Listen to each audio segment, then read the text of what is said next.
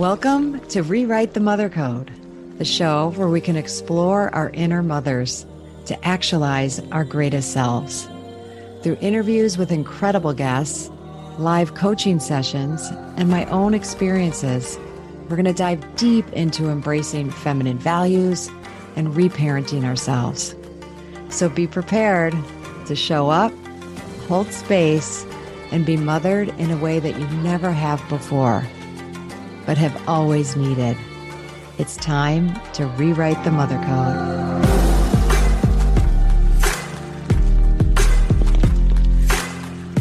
Hello, and welcome to this week's episode of Rewrite the Mother Code. With me, here I am, Dr. Gertrude Lyons. I am thrilled about this guest that is coming on the show today.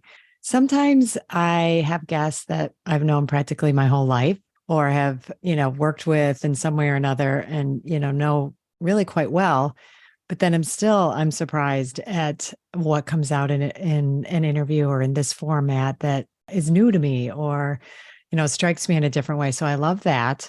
But I also really love having guests on who haven't ever met and would never have probably met had I not said yes to having them on my podcast. This guest is one of those guests, and her name is Majka Burhardt, and she's a professional climber. So one, I'm just super interested to hear what that life is like and how she got into that. And, what that just looks so freaking terrifying to me. There's pictures in her book, which we'll talk about, that show her on these sheer vertical faces that to me don't look like remotely climbable, but she seems to manage it, and what it's like to be in that arena and then choose to become a mother of children. So that's what we're going to be, diving deep into. But I know for me, the whole thing is an adventure, right? And I often will say that self-exploration, the journey inward can sometimes feel as, death-defying and terrifying as scaling a cliff or, jumping off jumping out of an airplane, with a parachute and, some of these, really extreme sports.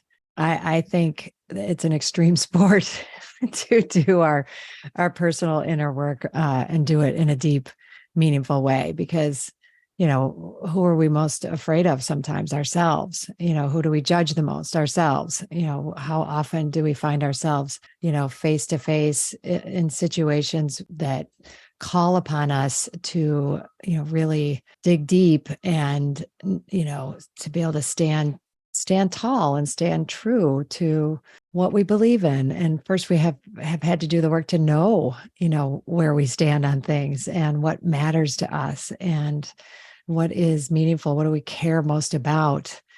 And I think that is just an amazing, beautiful, beautiful journey. And I'll say to people when they ask, like, oh, what do you do? Well, I'm a life coach. I'm a speaker, facilitator, coming up on being an author, and like, oh, life coach. Yeah, I could really use that.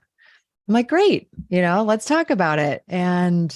Or I'll say, I focus on the arena of mothering or parenting or something like that. Oh my gosh, yes, I could really do that. I would say there's probably 8 of 10 never follow through on that. But I think it speaks to the fact we all know, we could benefit. It's not like we have to, or, it's this like critical thing, life or death. Although I guess we could split hairs on that. But anyway, the truth is we have a lot of blocks and barriers to really create and design and live a life that is true to our dreams, true to our deepest heart's desires. Sometimes even the journey of getting in contact with what those dreams are, we left them behind. And when we were 5, we have to choose it, but we have, the potential and possibility to go on that kind of exploration. So it's, of course, what I love to be a guide in with my clients and with folks. And it's really important to me, creating a safe space to do that kind of work. And I think if anything, that womb, womb and crucible to step into is something I really work hard with my coaching clients. So if that piques your interest and you want to be one of those one or two who takes that step, and I always say that when someone does reach out, it's like you just took the biggest step, one of the most difficult in achieving your dreams, in having the life that you want by reaching out. And now, I almost like to say it's easy from here. It's not necessarily easy, but that was one of the biggest steps. So join me. I would love it. And we get to hear how now we'll turn to Majka and what her journey has been like. And I'm pretty thrilled to do that. Well, as promised, here we are, and here I am with Majka Burhardt. Majka, thank you so much for coming on my podcast. Oh, it's awesome to be here with you today, Gertrude. Yay. Well, I know my audience is going to be, just on many levels, thrilled and excited, and as much as I am, to hear your story and to hear, so much of the adventure you've been on in your life as a climber, and bringing motherhood along on that on that journey and adventure. And wow, okay, so I'm super excited to hear, because I've been reading your book and it's really beautiful. But let me just, share some of the highlights from you and your career and life, and then we'll go from there. Majka Burhardt is a professional climber, conservation entrepreneur, author, and filmmaker. She's the founder and executive director of Legado and the author of the 2023 book, More: Life on the Edge of Adventure and Motherhood, which is a Next Big Idea Club must read, as well as, and this is a different book, right? Vertical Ethiopia. Yeah. Vertical Ethiopia, Climbing Towards Possibility in the Horn of Africa, which was shortlisted for the Banff Book Award. Her book and projects have been featured in the New York Times, The Economist, Outside Magazine, Weather Channel, NPR, and more. And her articles have appeared in publications including Afar, Men's Health, Skiing Magazine, Backpacker, Patagonia, Alpinist, Women's Adventure, Explorer's Journal, and Climbing, and I'm sure more. Mike is a climber and ambassador with Patagonia, and an American Mountain Guides Association rock guide and ice instructor. Oh my gosh, just can't wait to hear about this. She is so far from my world, right? So she graduated from Princeton University cum laude and received her MFA in creative writing from the Warren Wilson Program for Writers. She and her husband, Peter Doucette, am I saying that right? Doucette, an internationally certified mountain guide. They live in Jackson, New Hampshire, with their twin children, a boy and a girl, I believe, right? Exactly. And how old are they now? Today is their birthday. They're 7 today. Oh, well, I feel honored to be part of their birthday. 7. I know. They're at camp 70. On their birthday. They're so excited to go to. Oh, they're good. So I get to talk to you and do a podcast with Gertrude on their birthday. It's so great. I love it. And they'll get well celebrated at camp, I'm sure. Oh, yeah. Then we have ice cream pie and shenanigans with the family later. So perfect. Well, obviously there's a lot, to be with, and just I'm excited to dig in. So if you don't mind, I'm just going to open it up and have you share some of your journey, and how you maybe first start with how did you come to climbing, and then, that journey from being a professional and being a professional athlete to what it takes to then start including children in that narrative. Yeah. Yeah.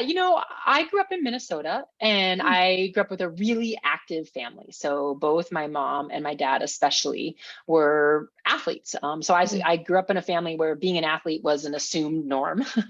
And for me, I love being outdoors, and I was exposed to climbing at an early age, but this was back in, the early 80s in Minnesota. So this was not the era of climbing gyms, but it was in the era when climbing was super fun and different, and being a girl climbing and being strong felt surprising. And, my name, Majka, is spelled Majka. It's Polish. I have really curly hair. I was very direct and impassioned as a kid. And so when things were different and were hard, I was somewhat attracted to them. I'm like, oh, that's cool. Not a lot of girls are doing that. I'll do that. I'll do a push-up contest. I'll play floor hockey. It's kind of my personality, one that I see replicated a bit in my daughter. I wonder why. Yes. Not So I think, surprising. Yeah. I think for me, climbing was something I really loved, and also something that the challenge really attracted me to it, the Mm, physical challenge and the mental challenge. And that really propelled me in my life. But at the same time, I was a fierce academic, and I loved learning, and I mm, loved understanding how to be part of the world, even when I was really young. And, mm, I organized a way to raise money making t-shirts that I painted with puff paint on them for the 1989 March on Washington for Women, mm. and, gave a bunch of money to NARAL, and, would talk to people about abortion when I was in 7th grade, and how we needed to make sure that we had rights to abortion and to maintain them, never imagining that Awesome. Roe v. Wade could Oh be my God. in jeopardy, years and years later. Couldn't have So, imagined. right. I mean, No. so yeah, I don't ever want to have to go back in time and tell my 7th grade self that could have gone away. Yeah. So for me, that pairing of wanting to be this active global citizen, but also loving to be outdoors, you know, felt like they had to go together in my life. Yeah. And eventually Yes. they did. And they went together in the organization I run called Legado, that really shifts conservation to climate justice with indigenous communities in some of the most Mm. important places for biodiversity in our world. And by, come hell or high water, pushing climbing into a larger narrative about global action. And, my career today, which is, blended with being a pro climber and running Legato and being a mama. Yeah. Yeah. Which is, well, isn't it interesting? Like they seem, well, in some ways in our culture might like feel very distinct, but the lines that cross in them, and, in Rewrite the Mother Code, one of the things I always love underlining is we all mother, Yeah. and we mother in so many different ways. So to me, the crossovers seem very apparent and beautiful, and they're all important, right? They're They all all are important. each one of them, and not like we have to rank them in value, but motherhood can sometimes end up, low on the list. It's like, oh, it's so important, and you have to do a great job, and we're not really going to support you in it or give it much, credence or lift it up in the way that it should be, but it's important, and you better do a good job. So Yeah. it's a Well, and very, I think seeing those linkages is so important, and all of us bringing them forward, right? So that we're yes. not creating these binaries, or I don't know what uh, the 4 rule would be, a quadrinary or something like that. We're Yeah. saying, well, here Right. are all these places. It's the intersection that I think we have more power inside of, when we talk about how, every place that I show up in my life, I'm showing up as a mom. I mean, that is a Yeah. cross-cutting theme. And I know for my mom, who had, a hard-charging corporate career in the 70s and 80s and 90s, to her, she showed up everywhere as a mom, but she wasn't able to do it in as visible a way as we can right now. And I think Hmm. and as what, COVID has really presented an opportunity that I think we should fight like hell not to let go of, to have Right. these things smashed up against each other and to have them be more visible. And I think that's where women are going to be able to own motherhood in a more complex space if we keep the light there. Yeah. Here. I'm so with you on that. I know we just said your kids are 7, but before we go to where that choice point was to decide to expand your family, with your partner, can you share a little bit about like life as a professional climber? And it's that's Yeah. What does that not in my mean? space. Yeah. Well, I saw Yeah. pictures. I'm so glad you put pictures in your book. Because I love visuals. Yay. I think it's and I know it's a lot to like add something like that in, but seeing a couple of these photos of you on some of these ice faces and sheer like vertical cliffs, it's hard for me to fathom. So Yeah. just Yeah. I don't care. I just want to hear a little bit about it. Yeah. So for me, I've been climbing full time and had it been a huge integral part of my life since I was in my teens, and it really took off in my 20s. I was a mountain guide, and then I became a professional climber in kind of I would say my early 20s at that point.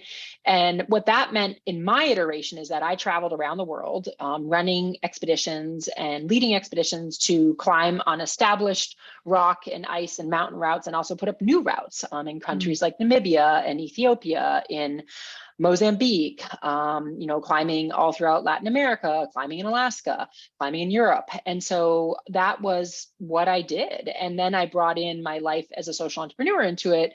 And early on, I was writing. I had a column for Climbing Magazine, and I was a senior contributing editor for them, which really established my niche as a pro climber, because not only was I a strong climber, but I had a strong presence and I had a strong voice in the climbing world. And I was really lucky to establish that voice at that time.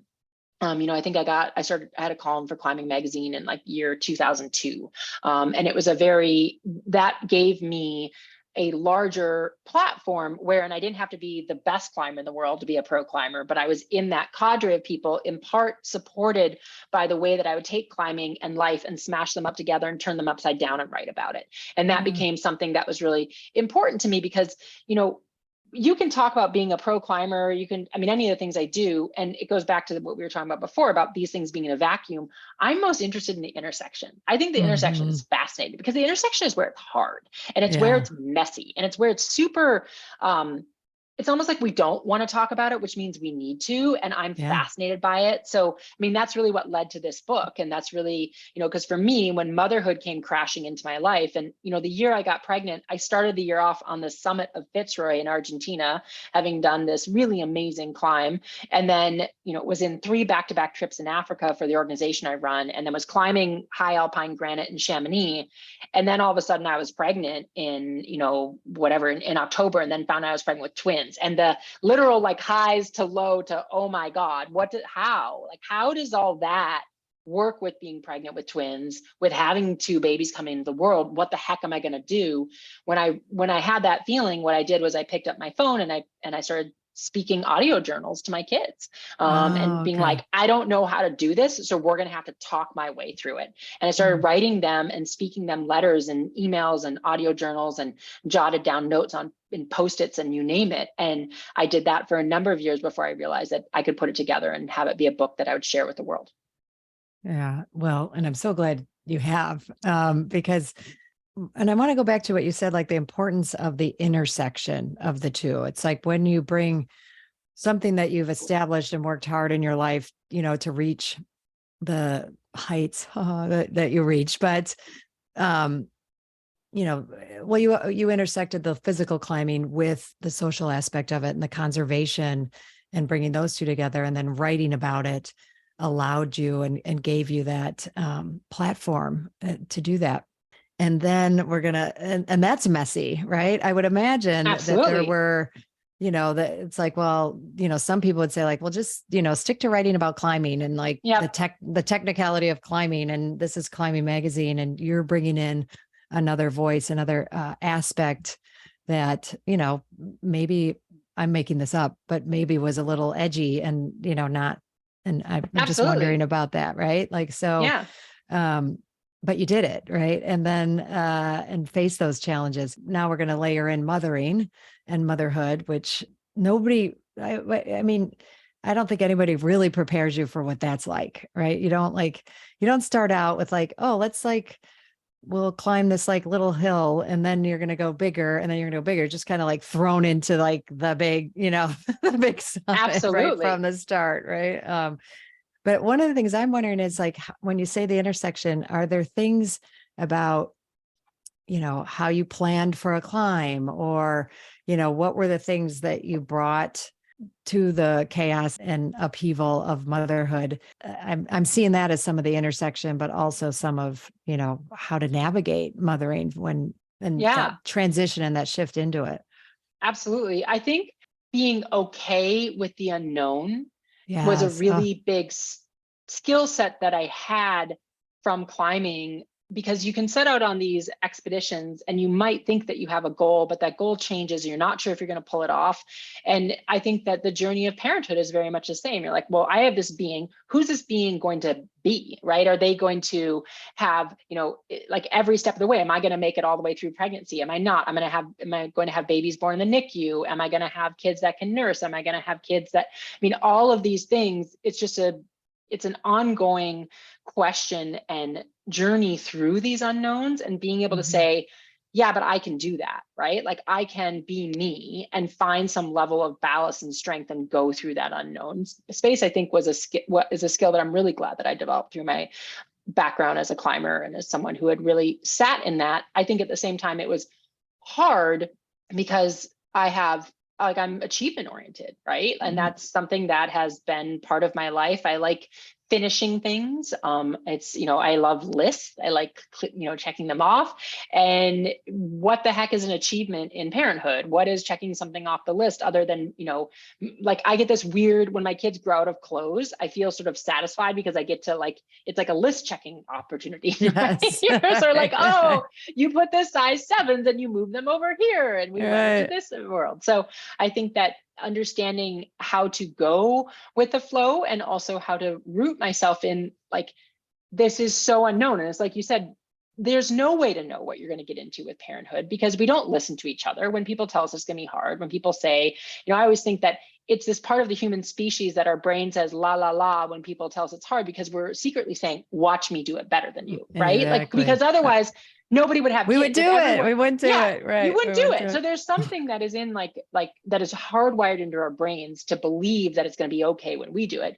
But then of course it's this deluge of wonder and horrible difficulty that you're merging together. And then you're also intersected with whatever the reality of your situation is. Are you partnered?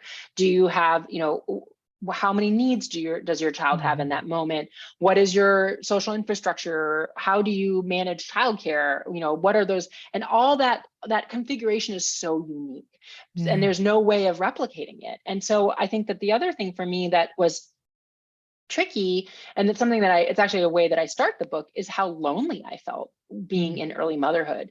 And the irony that I knew that I was lonely when I have this great husband, right? But it's like, we're in theory doing this thing together, but it doesn't feel like we're doing it together. No, and it doesn't feel like we're in the same orbit. And I'm lonely, but I have these two beings who are like attached to me all the time. But it felt like I kept looking around thinking, God, is this what everybody goes through? Because this is insane. This is completely insane that we do this, but yet somehow what gets squeezed out at the end, what gets talked about is a infinitesimal percentage of what's really going on. So what the hell is going on? And that's what more is. More is like a real-time journey through what is actually going on and what was ping-ponging around in my head when I'm thinking, I love this child. I can't get this child to sleep. Does that make me a good mom? Does that make me a bad mom? What did my mom do? How did she go back to work when I was, when I was 4 weeks old? What the hell is wrong with our society that's how, all of those thoughts are laid bare in this in a really, really raw way. Yeah, which I love. And that takes a lot of courage, right? To lay that out there because of the paradigm in our world. Like, oh, wait, you're a professional climber. You should handle this, just whatever those messages are. So, whenever someone is willing to be gutsy enough to put the good, the bad, the ugly, the unsayable, in our culture, like you said, like, oh my God, like, this is nuts. I'm insane. And I don't like my children right now. I don't like my husband. And then the next moment, like, I could just be madly in love.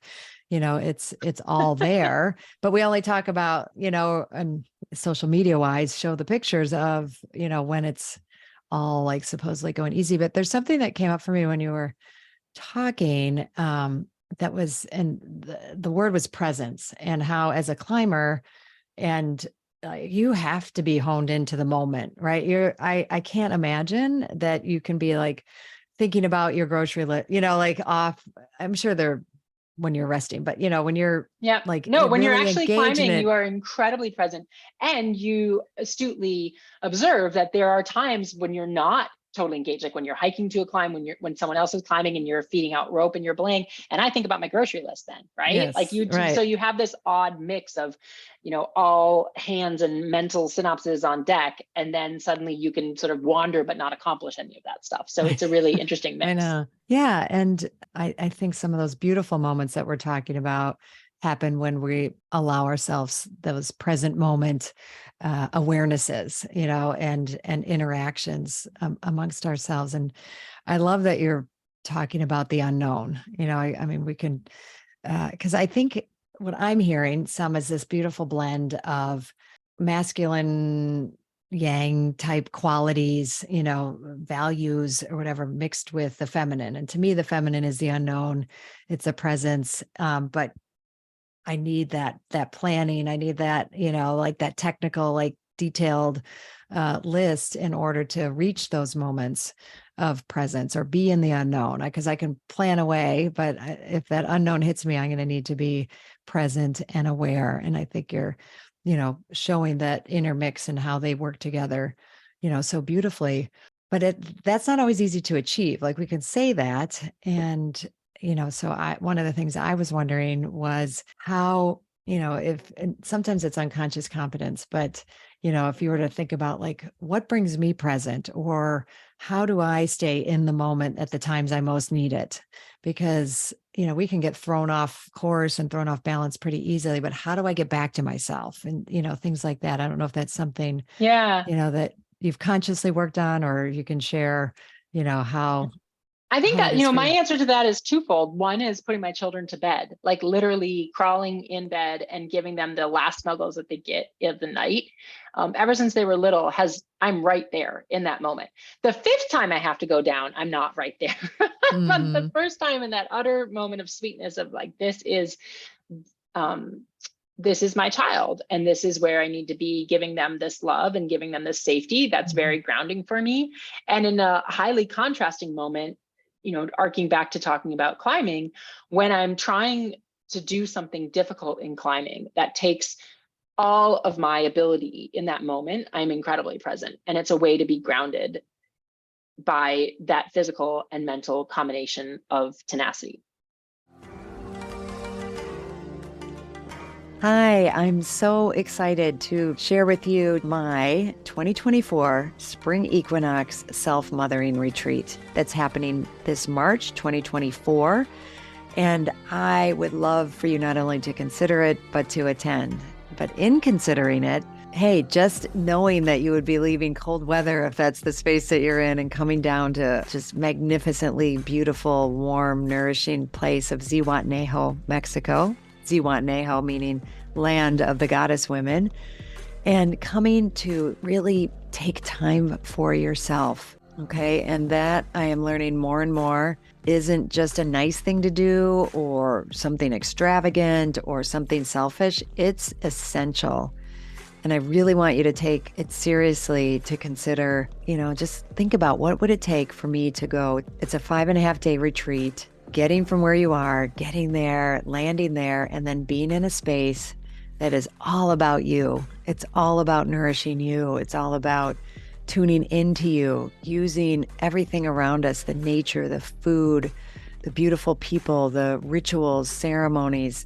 I bring it, we really bring it. And we go deeper and deeper as the days go on, and we release, we let go, we bring in what is nourishing, what is empowering, what is that space of just really divine feminine energy. And we do it in the community of women. It's not for everyone. I will be honest, if that idea of leaving and not making it work, or it's just too hard, not for you. If the idea of, spending that amount of time inwardly focused and going to that level of self-awareness doesn't sound like something you're willing to do or put the time and energy into, then it's not for you. And it's good to know that, right? So this is for people who are serious about what it means to mother themselves, what it means to take time for ourselves, and that gift and what that gift can bring to us. It was originally right after my fall retreat. It filled right up. But now some people, it turns out, are not able to come. So I do have a handful of openings. And if you're listening to this and you're willing to take that step, please reach out to me. We can do a discovery call, or you can put a deposit down. I would love that. And you can do that by going to my website, www.drgertrudeLyons.com. Go to events, and there you go. It'll all be there. There's a beautiful page there for you to explore.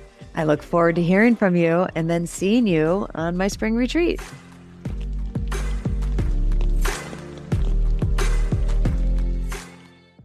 Yeah. And I'm thinking, that takes practice. That didn't just, happen because you decided in one moment, you could do that. I would imagine that's has been part of the journey for you. That then, and then when we're aware of that, we can overlay it into this very different, but find the similarities and the connections in motherhood. And like, oh yeah, like this is like wacky and unknown and whatnot, but I have some skills that I can apply here. But there's a lot of times that I think women do feel lost in that arena. And, maybe it's also something I would like to shift, in the paradigm of mothering, that we don't on the one hand, no one will have the experience we had giving birth, raising children. So we technically are alone in our experience, but I think there could be a lot more fellowship or sisterhood, in the mothering realm, than currently exists. And where we find it, it's precious. But I think us aligning and being even more with each other in those spaces is pretty critical in our current world, today. For us to bring that mothering energy and that mother power and essence into it, we have to, honor each other's choices, be more aligned, from the standpoint of it's okay to do it differently than I am. And I don't have to judge or, justify how I'm doing it, and learn to deal with the judgments that do come my way. Cause I'm sure you've had them, like I know I had. And I wasn't traveling to the extent you were with small children, but I had a lot of judgments come my way, like, oh, you shouldn't be away from them this soon, or, you shouldn't, isn't that going to be like hard on them and disruptive to travel with them? But it's what you needed and wanted, I'm assuming, right? Having not read it. So I believe that what's right for me is right for my children.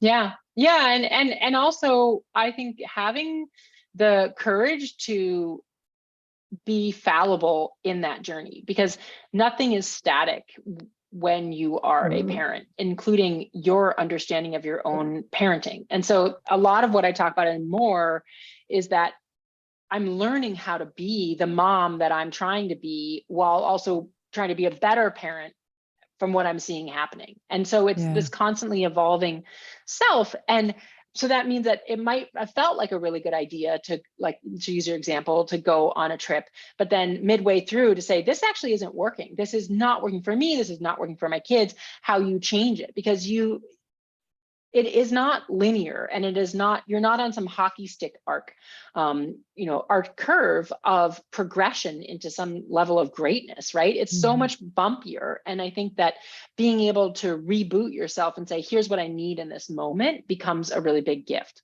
Oh, here. And I think that's such an important part of the conversation, but I know we've touched on some of these, but any other areas that you feel like are missing in the conversation and understanding around motherhood that you'd like to share?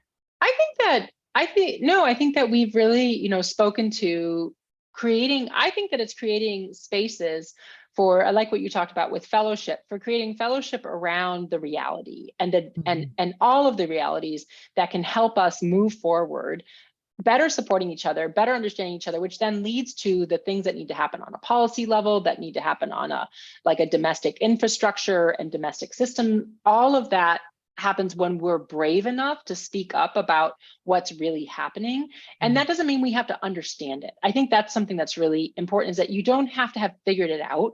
Some of my best conversations are with friends who I can say, hey, I need to toss something around with you right now. Something is feeling off. It's not, I have this ready to go. I've already dotted the I's and crossed the T's and I'm ready to make an argument. It's something feels like a lot, and I want to be in conversation and have safe spaces to talk about what's feeling like a lot. And I think we can do a lot for giving to use that word again, but we can do quite a bit for each other by asking for that and providing that to other people. I do too. And I think, those spaces where, their truth is there, but it's not critical, judgmental, like I'm going to knock you down truth for, having different ideas or wanting to sort it through. And I think you're making a distinction too. Like, I don't really understand this yet. It's just something's niggling in me and I want to talk it through, versus what can sometimes happen in those groups is just complaining or, don't like just, being in victimhood or self-pity. And that's not what we're talking about. And I think sometimes when we get together, when we haven't had a chance to do that, it's like, okay, let's have some time to just vent. And I'm all for that. I have a little fits or tantrums about some of the hard stuff or some of the things that we're trying to figure out. But then, okay, now help me like figure this out. Right. Like, let's just talk this through. Like something should be different here about, how I'm experiencing this or how I think this should be. And then keeping that conversation moving and going so that we're not just feeling, stuck and victimized by it, right? And victimized by the state of the world. So I think that's what you're talking about. That's so beautiful. And I'd also like to hear a little bit about, so we've, climbing, motherhood, and building, what Legado is. And if you'd share some more about that and how it intersects with everything and the crossover, and I know they're related.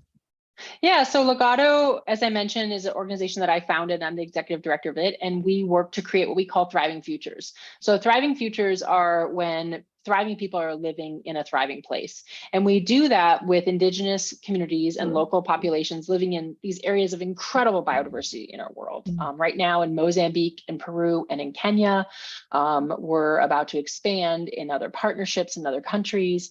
And what we do is Legado means legacy in Spanish and Portuguese. And we work with people to uncover their personal legacy and to mobilize that into a community legacy for that thriving future. And then we get behind them to make that come to life. So that means building a maternity shelter in northern Kenya so that women can use their traditional birth position and birth practices next to a more conventional staff medical clinic if their complications arise, so that they can have those things happen in tandem, respecting their culture and also advancing how they're taking care of their birthing mothers and their newborn children. In Mozambique, it means establishing land and legal rights, legal control of land, so that communities can make the choices and families can make the choices and have power over their own land. It means instead of my setting an agenda for what needs to happen in these biodiversity hotspots in the world, that the local community who are the best stewards of that biodiversity get to set the agenda on their terms for all the things that they would be doing in a traditional conservation or development paradigm, but they're the ones who are creating the solution and who are leading those solutions. That's beautiful. So how, do you have a team? Like, is this we have like a kind of another family? No. Like I'm, we have a big 19-person international team. And so it's quite extensive. And Legato started with $11,000 and a pretty wild idea and a climbing expedition in Mozambique. And it became what it is today, which is, 19 people operating with like a $1.3 million budget and having, really backstopping communities in all of those countries right now, creating their thriving futures and more demand than we can meet for other partnerships. So it's been a pretty incredible journey. That's and beautiful. It is something that I'm deeply passionate about. And I get to, work to support a lot of other families internationally finding their own more. Yeah. And well, expanding your, this is to me is like when we really harness our mother energy, what we're capable of. Right. And so, yes, I'm in the moment with my children, day to day and like, raising these beings, but my arms, I'm vast. I'm a woman, right? I can mother and support women in a family of a business, right? Like these Absolutely. 19 people are a family of sorts that you are mothering. And I love making those, that connection, and all of them are making a difference. And I think sometimes I've seen women get kind of caught up in like either one way or the other, like my career, that's where I feel like I'm making a difference. And I can't quite grasp how I'm making a difference with these beings, that are in my care, because as we said, like that doesn't have the same check boxes, that doesn't have always the same, like we started with $11,000. Now we're over, have a million thing. It's so much, I don't know. There aren't words for it, right? There aren't words to express like what that journey is like, and how do we, and I think you mentioned that, right? How am I a good mom for doing this? Am I a bad mom for doing this? Like, was this a good move, How do positive we move? understand this? Yep. And how, and I'll just be making it up later, like, oh, probably because I made that decision. That's why my child is thriving in that area. Who knows, right? Like, and we kind of have to let go of all of those usual ways that we monitor ourselves or reflect back to ourselves how we're doing a good job. And that's, what I'm always supporting women to do is create that for yourself. What are your benchmarks? What's your vision for yourself as a mother, and beyond that, then in the ways that you mother with your children and elsewhere, you get to set the standard. Yep. And, besides giving them a roof over their head and feeding them and a relative amount of, emotional care, like that's the baseline. So anything above that is, we're doing great. Right. That's all we like have to do. That's awesome. Yeah. So I love that passion and how that extends, and they're witnessing that. And I think that's always what's so important too. We always want to do these external things for our kids, but how you're living your life and the passion you're showing for these things, that's what they're absorbing. That's one of the first things you said. Well, my parents were professional athlete or athletes.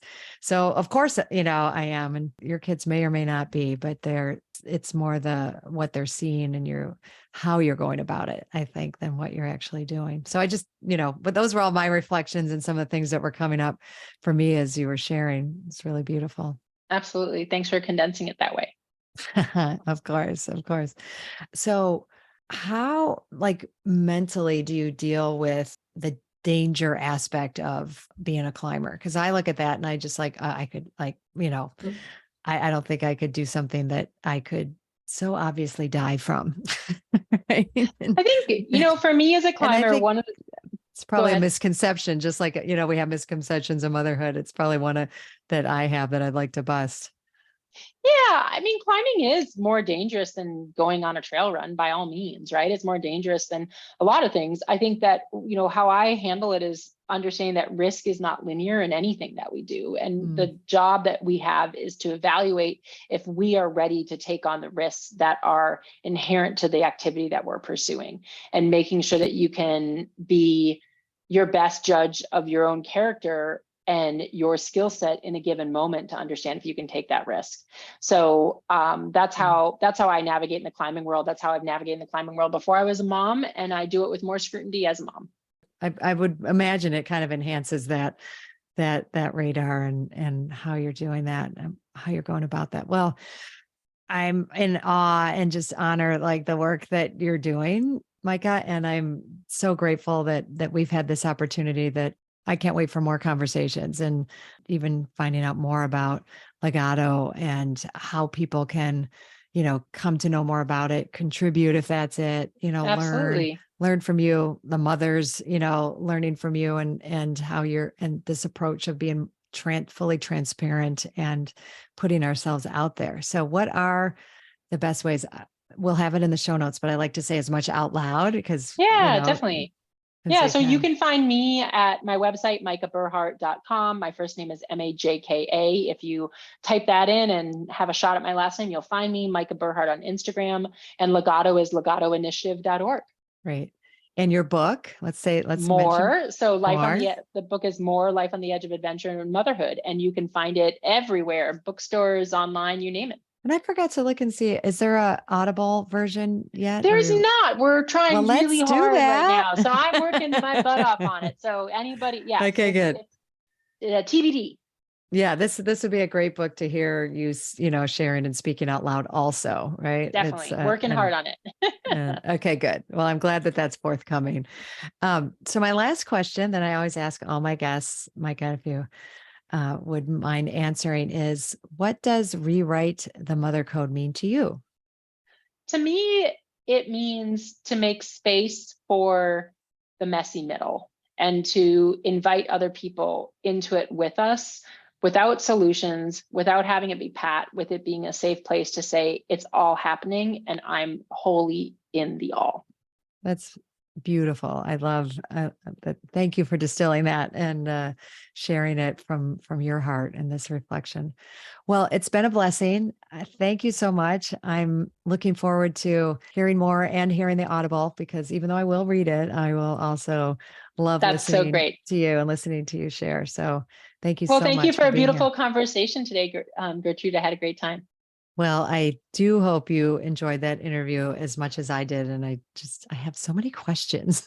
It's like such a different world, right? That Majka was bringing to us, and a beautiful one. And there was something she said that I wanted to underline that I think, I don't know. I know I've gotten caught in, and I think we can easily get caught in, when we make a decision or make a choice and we think this is, how we think it's going to go, and then it's not really feeling good or working, that we can shift it, right? We don't have to keep doing something that isn't serving us or really like isn't working, or step back, regroup, look at something that could be something, that we've planned and thought like this is the best plan. I think she was using, we were talking about traveling, with her kids when they were really little, and realizing along the way, like, yeah, maybe this isn't working how I thought it was. And we can then be with that, not feel and judge ourselves or feel like a failure, or, and keep doing it, even though when it's really not working, but it's like, oh, I said I was going to do this and I got to do it. And I think that's something that we can all take to heart. Or maybe I need support, or maybe the support I thought I had, or maybe I thought that this was going to be a little easier than it was. And no, next time, or while I'm on this trip, I'm going to see if my husband can be with me, or my partner, or, is there local support I can get if I'm far from home? So I want us to always be aware that we don't have to muscle our way through something. Sometimes hard, it's not like just because something's hard, we shouldn't keep doing it, but we can rethink it and we can re-explore and we can re-examine. It's like, no, I think let's keep pushing forward. I'm learning, I'm building some muscles that I didn't have before. So let's keep going. Or yeah, no, this isn't feeling good. This doesn't feel right. And we can go a different direction, or just a slightly different direction, and add something to it that we weren't before. So I think that's one of many things that I would take. And I also just want to honor and underline, our capacity as women to hold so much, right? And all the choices we make around that are fine. But when we have a yearning or desire to contribute in an additional way, or, build something new in addition to the things I have, like Majka was talking about with Legato, I'm sure her plate was plentiful, with her kids and the climbing and whatever else she had going on, to then, really also have the energy and take some of her energy into something that she's so passionate about with Legato. So, I think knowing that, one, that we're vast and we're capable, and then two, taking that energy and focusing it is also all those choices, and that whole continuum, they're all those choices are right if they're right for you, and I think we'll always and continue to keep underlining that for ourselves. Well, that's it for today. I know that we have a lot coming up. I'm recording this at the end of June. I don't know when it's actually coming out, but end of June means that there's a July, August, to September before my fall retreat, which I'm more and more looking forward to. And as women are signing up, I'm getting that much more excited. So if you're hearing this and it's before September 21st to the 25th, and we still have room, I would love to have you. And I'd love to have you explore the possibility of being on that adventure with me, because that is a very big inner adventure that we go on. And it's beautiful. It also is stirring. And, when you bring nature and sweat lodges and, these kinds of space, ancient sites, into our periphery and into our being in those moments, so much is possible. And as Majka said, the unknown, is where the richness is. All right. Well, till next time, thanks so much. Thank you so much for choosing yourself and taking the time to listen to this podcast. As always, please rate, review, and subscribe to Rewrite the Mother Code. It helps other people who need this message, aka all women, well, actually everybody, men included, to find it. I'm honored to have you on this journey in mothering yourself. Remember, change is uncomfortable, but it's beautiful, and it starts with us. And if you can't wait until next week's episode, follow me on Instagram and LinkedIn at Dr. Gertrude Lyons, or at my website, drgertrudelyons.com, and sign up for my newsletter. I'll see you next time.